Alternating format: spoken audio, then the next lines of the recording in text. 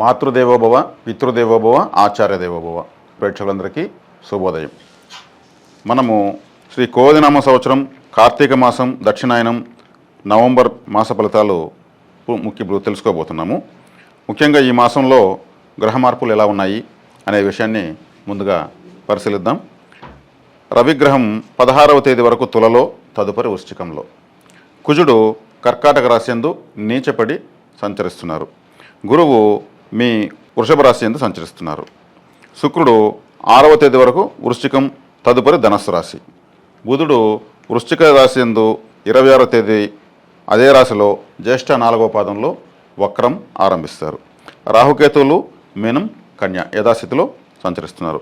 ఇలా ఉన్న ఈ గ్రహస్థితి, అదేవిధంగా ఈ మాసంలో వచ్చే ముఖ్యమైన పండుగలు, పర్వదినాలు గురించి తెలుసుకుందాం. 1వ తేదీ కేదార వ్రతారంభం, ఆకాశదీప ప్రారంభం, కార్తీక మాసం ప్రారంభమవుతుంది. 3వ తేదీ యమద్వితీయ, భగినీ హస్త భోజనం. 5వ తేదీ నాగుల చవితి. 12వ తేదీ ప్రబోధన ఏకాదశి. 15వ తేదీ కార్తీక పౌర్ణమి దీపోత్సవం. 19వ తేదీ సంకటహర చతుర్థి. 26వ తేదీ సర్వ ఏకాదశి. 28వ తేదీ ధన్వంతరి జయంతి. 29 మాస శివరాత్రి. ఇది ఈ మాసం వచ్చే ముఖ్యమైన పర్వదినాలు, గ్రహ సంచారాలు. 2024 నవంబర్ మాస ఫలితాలు. మొదటగా మేషరాశి. ఈ మేషరాశిలో అశ్విని 1, 2, 3, 4 పాదాలు, భరణి 1, 2, 3, 4 పాదాలు, కృత్తిక 1వ పాదం కలిపి మేషరాశిగా పరిగణిస్తాం. ఈ రాశి వారికి 16వ తేదీ వరకు రవి గ్రహం తులలో మీ 7వ రాశి యందు, తదుపరి వృశ్చిక రాశి మీ 8వ రాశిలో సంచరిస్తారు. చంద్రుడు మీ 7వ రాశి నుండి తన గోచారాన్ని ప్రారంభిస్తున్నాడు. శని మీకు 11వ రాశి యందు యథావిధిగా ఆయన సంచరిస్తున్నాడు. రాశ్యాధిపతి అయిన కుజుడు మీ 4వ ఇంట నీచపడి మీకు సంచరిస్తున్నాడు. ఇక గురు భగవానుడు యథావిధిగా మీ 2వ రాశి అయినటువంటి వృషభ రాశిలో గోచరిస్తున్నారు. శుక్రుడు 6వ తేదీ వరకు మీ 7వ స్థానమందు తులలో, ఆ తర్వాత వృశ్చిక రాశిలో తన సంచారాన్ని కొనసాగిస్తారు. బుధుడు 26వ తేదీ వరకు వృశ్చికంలో, అదే రోజు నుంచి జ్యేష్ఠ 4వ పాదంలో వక్రారంభ స్థితిని ప్రారంభిస్తారు. రాహుకేతువులు యథావిధిగా మీకు 12, 6వ రాశులందు సంచరిస్తున్నారు. పైన పేర్కొన్న ఈ గ్రహ సంచారాలను పరిశీలిస్తే మీ రాశ్యాధిపతి అయిన కుజుడు మీకు 4వ ఇంట నీచపడి గోచరిస్తున్నాడు. ఇది చాలా ముఖ్యమైన విషయం. ఎందుకంటే కుజుడు చాలా అగ్రెసివ్ ప్లానెట్. మరి ఆయన 4వ ఇంట నీచపడి ఉండడం అనేది, ఆయన అక్కడ ఏ రాశిలో లేనంత అన్కంఫర్ట్గా అక్కడ ఉంటాడు. అయినా కానీ తను చాలా అన్కంఫర్ట్గా ఉన్నప్పుడే ఎక్కువ ఎనర్జీని ఆయన రిలీజ్ చేస్తాడు. ఆయన అక్కడ ఉంటూ మీకు 11వ స్థానంలో ఉన్నటువంటి శనిగ్రహం యొక్క పీడను పూర్తిగా నియంత్రిస్తాడు. ఈ మాసం ఇది మీ రాశ్యాధిపతి మాసంగా చెప్పొచ్చు. ఎందుకంటే కుజుడు మీ రాశ్యాధిపతి, మీకు అష్టమాధిపతి. మీకు మొట్టమొదటిగా శుభ ఫలితాలను ఇవ్వాల్సింది రాశ్యాధిపతే. రాశ్యాధిపతి నీచ పడినా కానీ ఈ రాశి వారిని చాలా అద్భుతంగా కాపాడుకుంటాడు. ఎలా అంటే మీకు మీ మేష రాశికి కానీ మేష లగ్నానికి కానీ బాధకాధిపతి అయిన శని లాభంలో కూర్చుని అత్యంత బలవంతుడై మిమ్మల్ని వీక్షిస్తూ, మీ మేషరాశిని వీక్షిస్తూ మీకు ఏ పని కాకుండా చేస్తున్నాడు. సాధారణంగా గోచారంలో శని లాభస్థానంలోకి వస్తే అద్భుతమైన ఫలితాలు, విశేషమైనటువంటి రాజయోగం చెప్తూ ఉంటారు. మీకైతే ఏమీ ఉండదు. అటువంటి క్లిష్ట పరిస్థితిలో కుజుడు మీకు 4వ ఇంట నీచపడినను శనిని వీక్షించి శనిగ్రహ పీడను పూర్తిగా నియంత్రించి తనకు అనుకూలంగా రాశికి రాశాది ఈ రాశి జాతకులకు అనుకూలంగా మార్చి ఆ శని పీడను నియంత్రిస్తున్నాడు.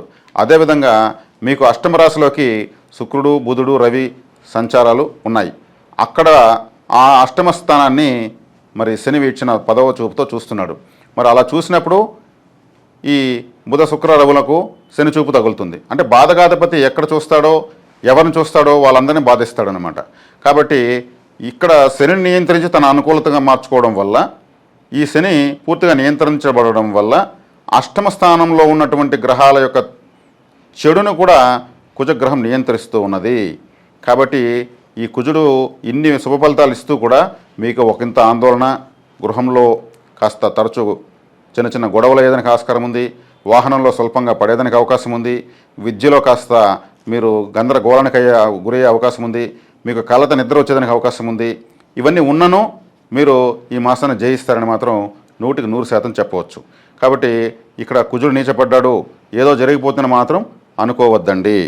అదేవిధంగా మీకు ద్వితీయమందున్న గురుగ్రహము మీ రాశికి భాగ్యాధిపతి, సర్వశుభగ్రహము, ద్వితీయమందుంటూ కుటుంబ స్థానం అంటూ మీరు వాక్కు, కుటుంబ స్థానము, విద్యాస్థానం అనేటువంటి ద్వితీయంలో ఉంటూ అష్టమ స్థానాన్ని వీక్షిస్తూ అష్టమ స్థానంలో ఉన్న గ్రహాల యొక్క తీవ్రతను తగ్గిస్తూ మీకు సంపూర్ణ శుభ ఫలితాలను మీరు ఎట్టి పరిస్థితుల్లో ఉన్న ప్రసాదిస్తున్న ఏకైక గ్రహము గురుగ్రహంగానే చెప్పుకోవచ్చు.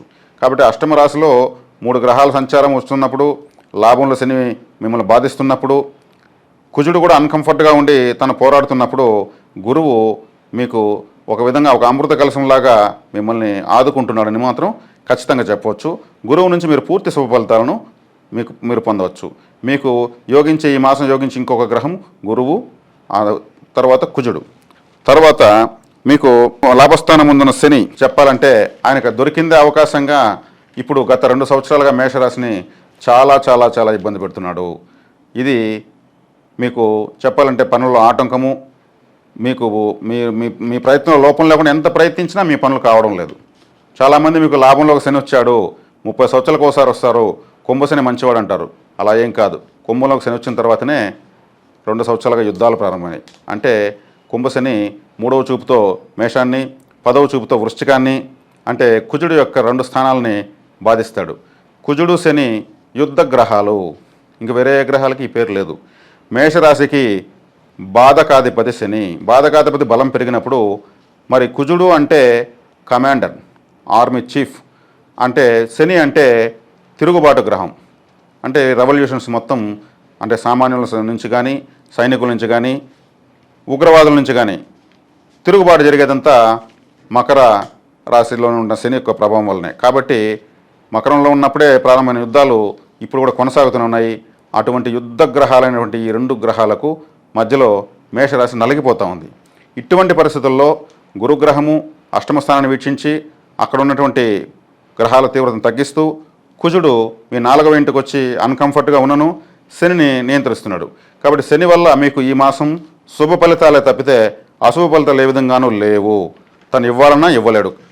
కుజుడు యొక్క నియంత్రణలోకి వచ్చేస్తాడు. కాబట్టి ఇంకా ఏమీ మీకు ఈ మాసం మీరు చేసుకునే ప్రయత్నాలు ధైర్యంగా చేసుకోవచ్చు. మంచి ఫలితాలను జీవితాంతం గుర్తుండిపోయేటువంటి ఒక ముఖ్యమైన సంఘటన మీకు జరిగేదని కూడా అవకాశం ఉంది.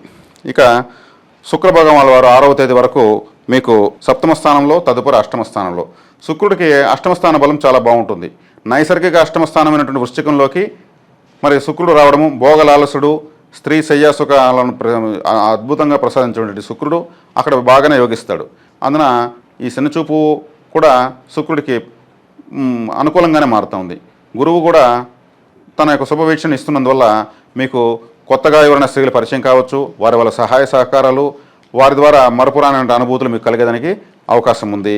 మీరు అద్భుతమైన నూతన వస్త్రాలు, శుక్రుడు అంటేనే వస్త్రాలు, మరి శుక్రుడు అంటేనే సౌందర్యం, శుక్రుడు అంటేనే స్త్రీ, శుక్రుడు అంటే ఒక భోగ లాలసత్వము, ఒక లగ్జరీ, వీటన్నిటిని కూడా మీకు ఇన్ని ఇబ్బందులు ఉన్నా కానీ మీరు అనుభవించేదానికి ఆస్కారం ఉంది. మీరు దీనివల్ల వచ్చే నష్టాలు కూడా ఏం లేవు. నష్టాలు అంటే కొన్ని రకాల కొంతమంది పరిచయస్తులతో మీకు కొన్ని ఇబ్బందులు వస్తూ ఉంటాయి. కానీ ఇక్కడ మీరు భయపడవలసిన అవసరం లేదు. శుక్రుడు మీకు అద్భుతమైన సంతోషాన్ని ఇస్తాడని చెప్పవచ్చు. ఇక బుధుడు మీకు 6వ స్థానాధిపతి, 3వ స్థానాధిపతి. ఇతను కూడా మీకు పరమ పాపి. ఈ పాపగ్రహం కూడా అష్టమ స్థానంలో ఉంటూ, షష్టాధిపతి అష్టమంలో ఉన్నాడు, శని వీక్షణతో ఉన్నాడు. మీకు పూర్తిగా ఇబ్బంది కలిగించేటువంటి గ్రహంగా బుధుని చెప్పవచ్చు శని తర్వాత. కానీ ఇక్కడ శని గ్రహ చూపు ఉండడము, గురుగ్రహ చూపు ఉండడము, కుజుడు శనిని నియంత్రించడము, ఇది ఇటువంటి ఫార్ములా రావడం మీ అదృష్టంగా భావించవచ్చు. కాబట్టి మీకు అన్ని గ్రహాలను కుజుడు, గురువు నియంత్రిస్తున్నందువల్ల మంచి శుభ ఫలితాలను ఈ మాసం మీరు పొందుతారు. ఇది కుజమాసం. ఇక మీకు మరింత శుభ ఫలితాలు పొందాలనుకుంటే మేషరాశి వాళ్ళు, అశ్విని నక్షత్ర జాతకులు, మీకు సంపత్తార భరణి నక్షత్రం అవుతుంది. అంటే సంపదనిచ్చేటువంటి తార. ఈ సంపదనిచ్చేటువంటి తారను ఎప్పుడు మీరు బలపరుచుకుంటారో మీకు ఆటోమేటిక్గా డబ్బులు రావడము, మరి అందుబాటులోకి మీ పరిస్థితులన్నీ అనుకూలించడము జరుగుతూ ఉంటుంది. ఈ సంపత్తులను ఎలా మీరు బలపరచుకోవాలంటే, భరణి నక్షత్రాన్ని బలపరచాలంటే భరణి నక్షత్రానికి మరి ఏనుగు అనేటువంటి జంతువు వస్తుంది. ఏనుగుకు మీరు ఎక్కువగా ఆహారం ఇవ్వడం వల్ల, విఘ్నేశ్వరుని ఎక్కువ ఆరాధన చేయడం వల్ల, విఘ్నేశ్వరుడికి కొబ్బరికాయలతో మాల వేయడం వల్ల, విఘ్నేశ్వరుడికి చెరుకు పిచ్చలతో మాల వేయడం వల్ల, అదే విఘ్నేశ్వరుడికి అరటి పండ్లతో మాల వేయడం వల్ల. ఇటువంటి తాంత్రికమైన మాలలు మీరు ఎప్పుడైతే విఘ్నేశ్వరుని సమర్పిస్తూ వస్తుంటారో మీ జీవితం సంపూర్ణంగా అభివృద్ధి చెందుతూనే ఉంటుంది. మరి మీ చేత్తో మీరే చేసుకుంటారు, వాటికి చక్కగా పసుపు కుంకుమలు పెడతారు, పెట్టి విఘ్నేశ్వరుని సమర్పిస్తారు. మీరు ఒక్క 16 రూపాయలు మాత్రము ఆకు ఒక్కలు పెడతారు కదా, ఆ తాములో ఒక్కలు పెట్టకండి, ఒక్కల బదులు ఈ 16 రూపాయలు పెట్టండి. ఇవే ఒక్కలు అనుకోండి, 16 ఒక్కల బదులు 16 రూపాయలు పెడతారు. ఇలా విఘ్నేశ్వరుడు సమర్పిస్తారండి. ఎక్కడైనా జూకు వెళితే విఘ్నేశ్వర ఆరాధన అక్కడ చేయాలనుకుంటే ఏనుగుకి ఆహారం ఇవ్వండి, ఒక్క పూట భోజనానికి దానికి ఒక తినడానికి తిండికి విరాళం రాసి ఇవ్వండి. అశ్విని నక్షత్ర జాతకులు జీవితాంతం బలపడతారు. మీకు ఇది జీవితాంతం ఉపయోగపడే ఒక అద్భుతమైన పరిహారం. అదేవిధంగా భరణి నక్షత్ర జాతకులు, ఈ భరణి నక్షత్ర జాతకులకు సంపదనిచ్చేటువంటి తార కృత్తికా నక్షత్రము. ఈ కృత్తికా నక్షత్రాన్ని బలపరుస్తూ ఉంటే మీరు అద్భుతంగా సంపదలను మీరు పొందేదానికి బలం పెరుగుతూ వస్తుంది. కృత్తికా నక్షత్రాన్ని ఎలా బలపరచాలంటే, కృత్తికా నక్షత్రం అంటేనే జ్యోతి, ఒక వెలుగు, యజ్ఞము, హోమము. మరి మీరు ఎక్కువగా దీపాలు పెట్టడం వల్ల ఆలయానికి వెళితే మీరు కర్పూరం వెలిగించవచ్చు. ఇప్పుడు ఆలయాల కర్పూరం చాలా వరకు నిషేధిస్తున్నారు, అది నల్లగా అవుతుంది. కాబట్టి మీరు దీపాలు ఎక్కువగా పెట్టండి. భరణి నక్షత్ర జాతకులకు శక్తి మొత్తము వెలుగులో ఉంది. కాబట్టి ఆలయాలకు మీరు దీపాలు కొన్ని ఆలయాల్లో పెట్టే సౌకర్యం లేకపోయినా మీరు ఒక ఆయిల్ తీసుకెళ్ళండి. ఆయిల్ తీసుకెళ్ళి అక్కడక్కడ దీపాలు ఉంటాయి ఆలయంలో దేవతల ముందు, అక్కడ ఎక్కడెక్కడైతే ఆ నూనె అనేది అయిపోయి ఉంటుందో దాంట్లో పోస్తూ రండి. ఒక బాటలు తీసుకెళ్ళి మిగిలింది స్వామివారికి అక్కడ మన అర్చకుల చేతికి ఇచ్చేయండి. వాళ్ళు కూడా అక్కడ స్వామివారి యొక్క దీపారాధనకే ఉపయోగిస్తారు. కాబట్టి దీపారాధన ఎక్కువ చేయడం వల్ల ఎక్కువగా మీరు యజ్ఞాలు ఎక్కడైనా జరుగుతూ ఉంటే మీరు అక్కడ వెళ్ళి కూర్చుని ఎక్కువసేపు అక్కడ మీ టైం కేటాయించండి. మీ జీవితం యాక్టివేట్ అవుతుంది. ఇది భరణి నక్షత్ర జాతకులకు జీవిత పర్యంతము చేసుకోవచ్చు. డబ్బులు వస్తుంది అంటే డబ్బులు మేము చేస్తున్నా రాలేదండి అంటే అంతకుముందు మీకు ఏదైతే వ్యతిరేక పరిస్థితులు ఉంటాయో, కష్ట పరిస్థితులు ఉంటాయో వాటన్నీ బర్న్ అవుతూ కాలుతూ వచ్చి మీకు అద్భుతమైన అనుకూల పరిస్థితులు స్టార్ట్ అవుతాయి. అదేవిధంగా కృత్తికా నక్షత్ర జాతకులకు సంపదనిచ్చేటువంటి తార రోహిణి నక్షత్రము. ఈ రోహిణి నక్షత్రము అంటేనే పాలు, పెరుగు, వెన్న, నెయ్యి. మీరు శ్రీకృష్ణ ఆరాధన చక్కగా చేసుకుంటూ వస్తే చాలు. మీకు ఫేవరెట్ గాడ్ శ్రీకృష్ణుడే. ఆయన వాటన్నింటిని స్వీకరించే గొప్ప ప్రపంచ స్థాయి ఉంటుంది. మరి ఆయన గొప్ప సంపూర్ణ దేవత అయ్యాడనమాట. కాబట్టి ఆ శ్రీకృష్ణ ఆరాధన వల్ల శాశ్వతంగా మీరు సంపదను పొందవచ్చు.